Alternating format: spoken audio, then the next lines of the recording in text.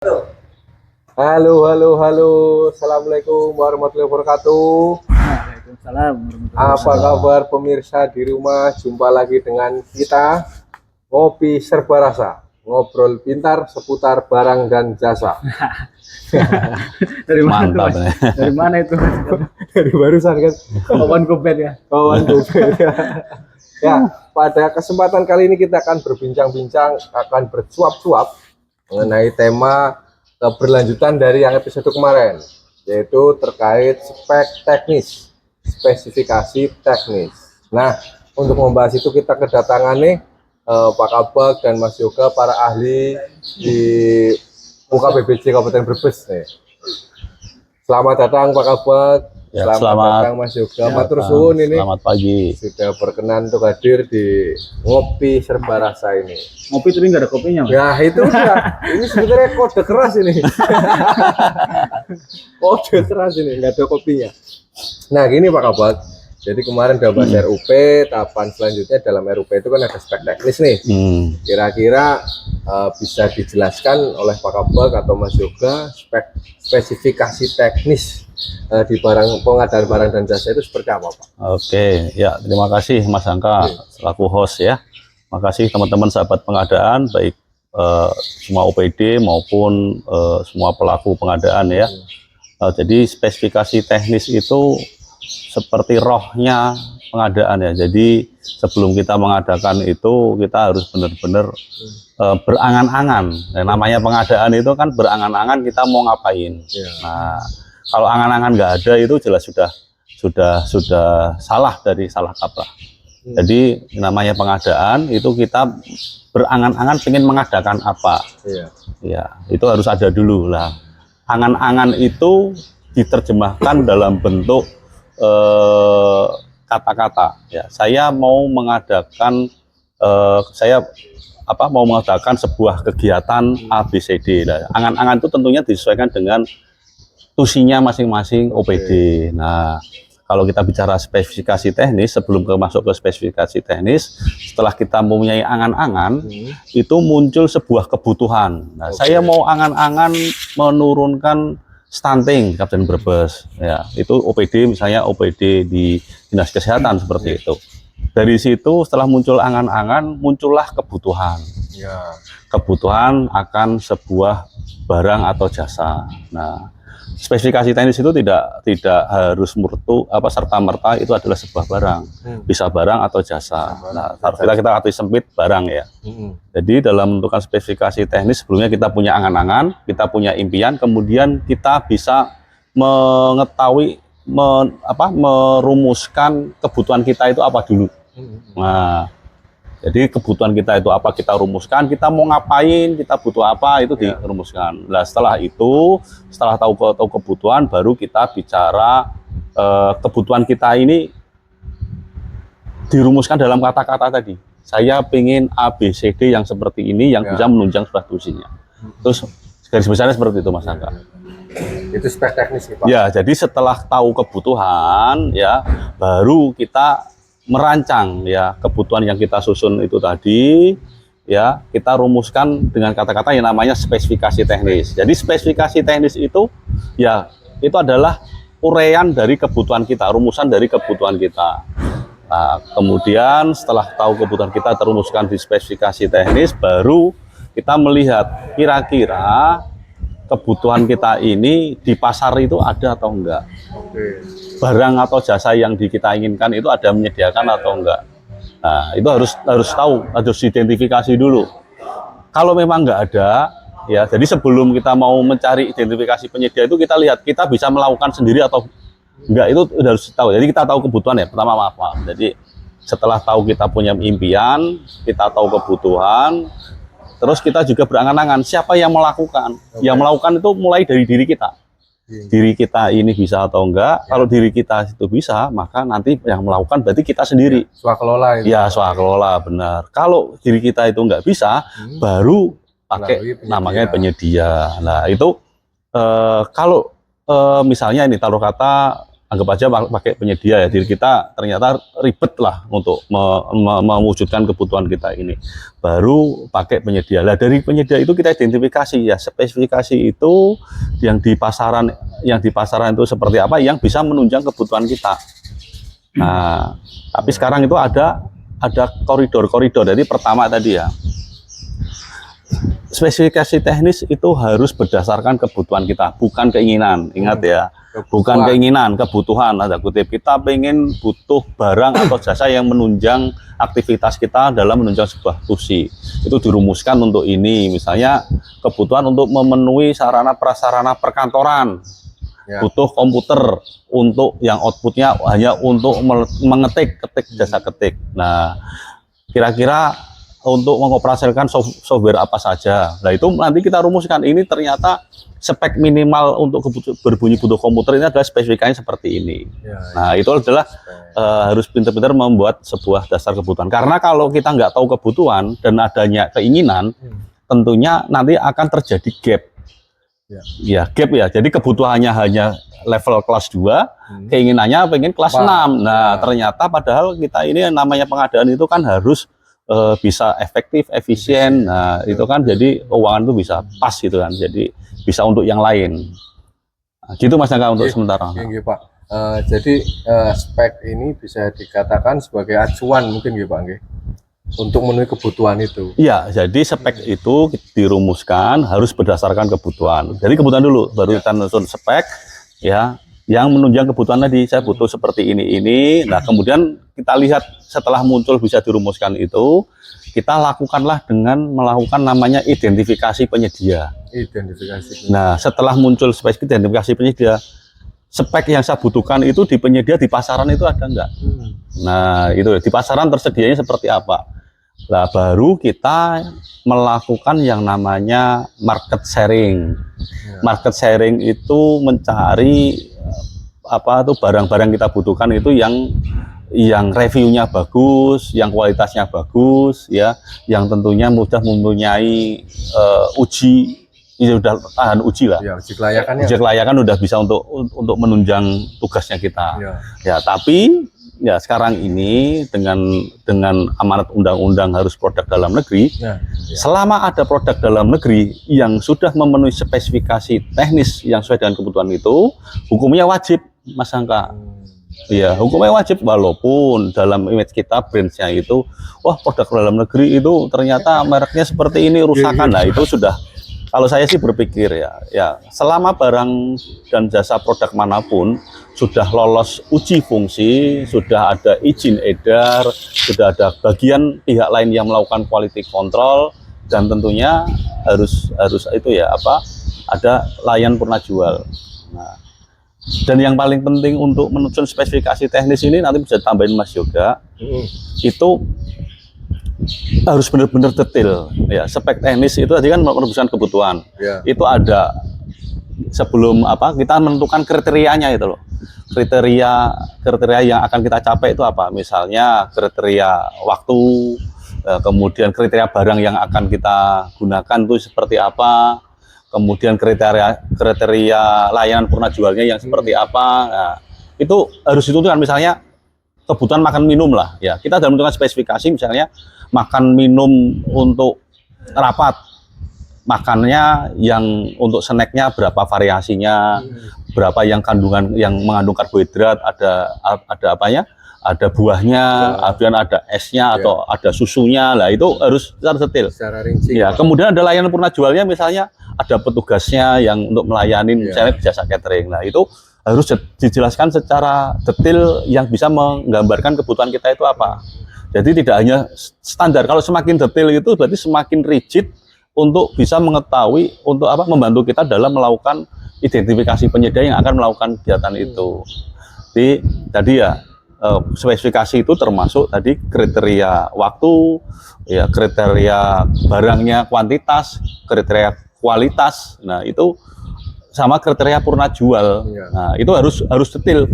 Garansinya seperti apa, barangnya seperti apa itu. Nah, begini Pak.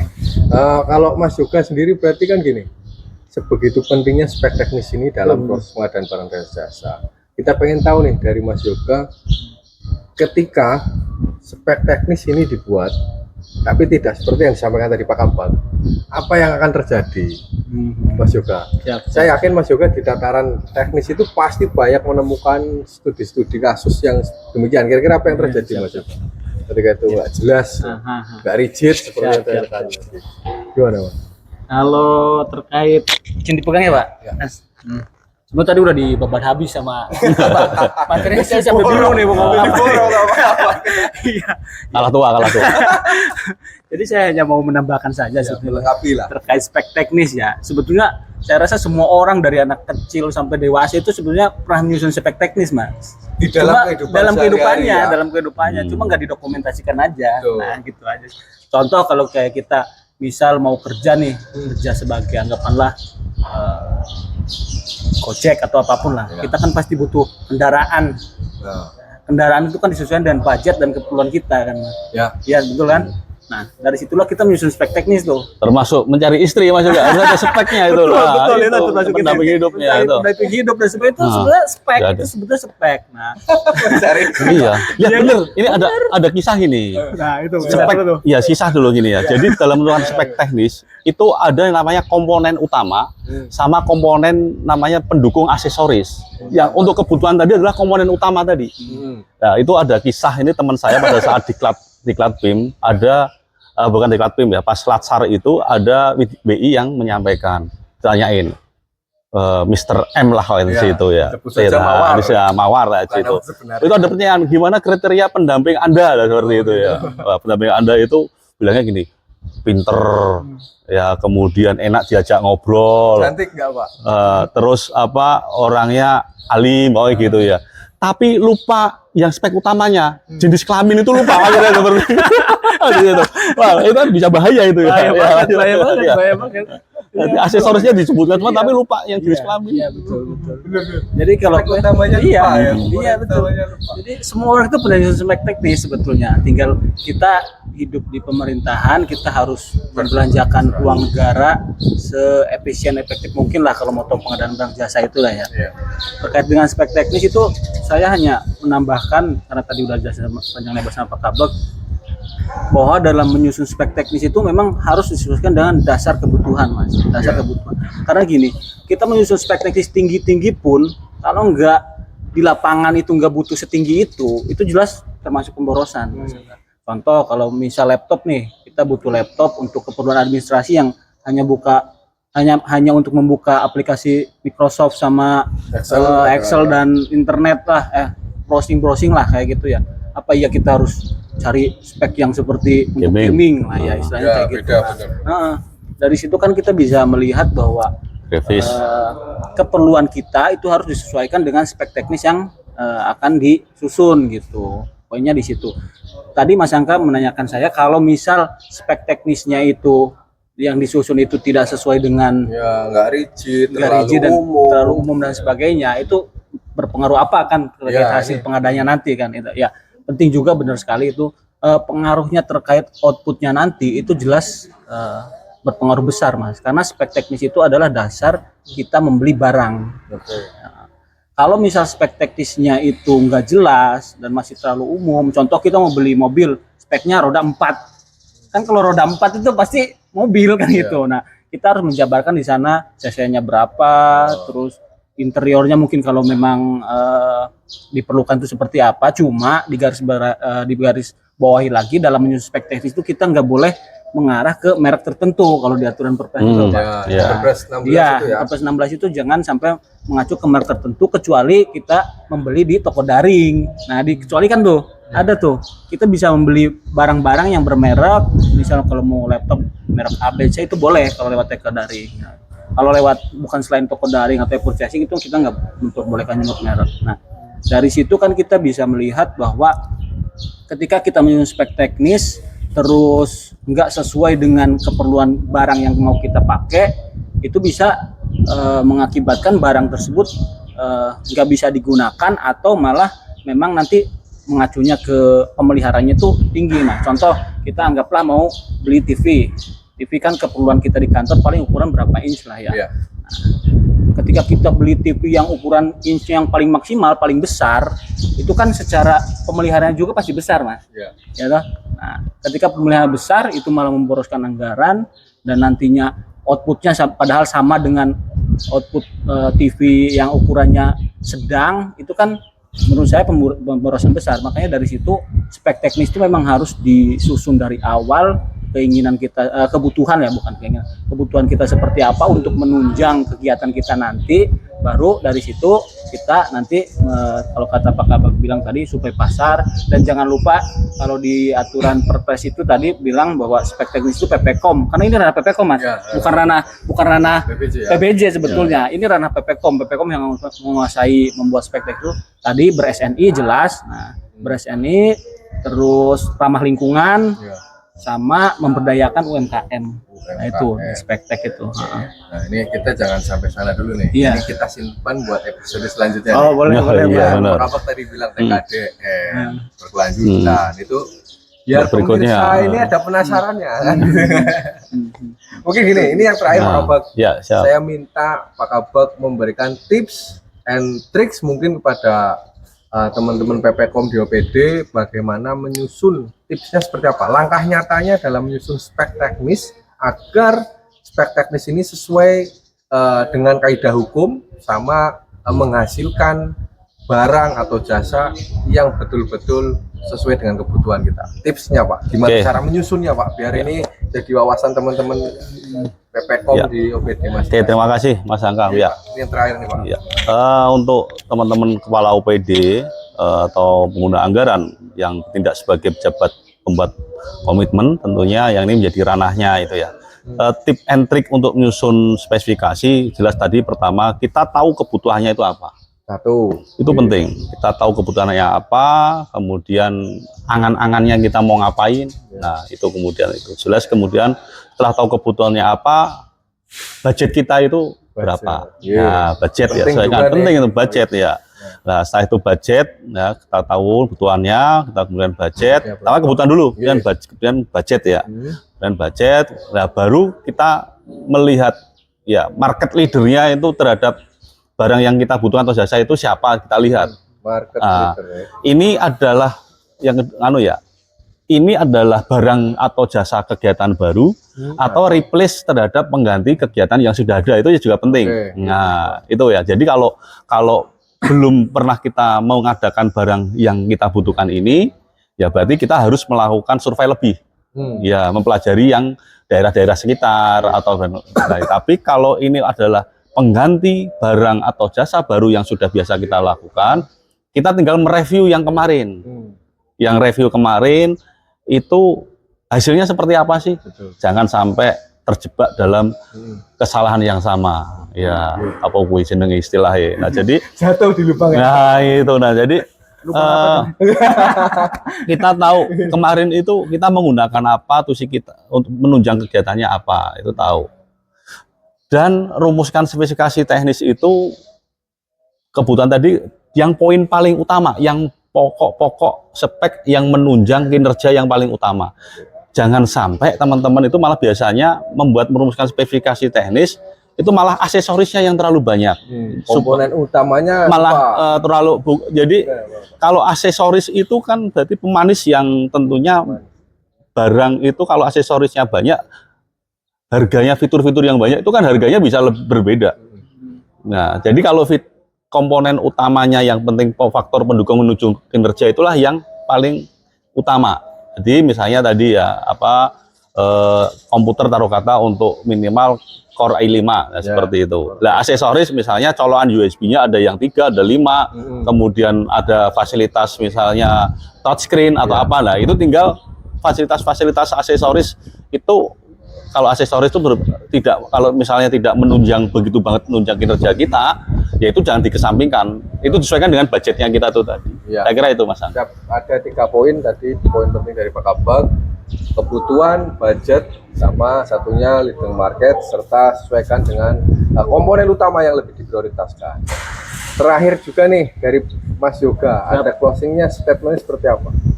Kalau closing statement dari saya terkait dengan penyusunan spek teknis ya, saya hanya menghimbau ke PPKOM selaku penyusun spek teknis itu yang pertama lihat aturannya dulu, karena ada sendiri tuh perlemnya Mas, untuk penyusunan turunan dari perencanaan. Perpres ya. Nah, kemudian tahapan-tahapan penyusunan spek teknisnya itu harus didokumentasikan.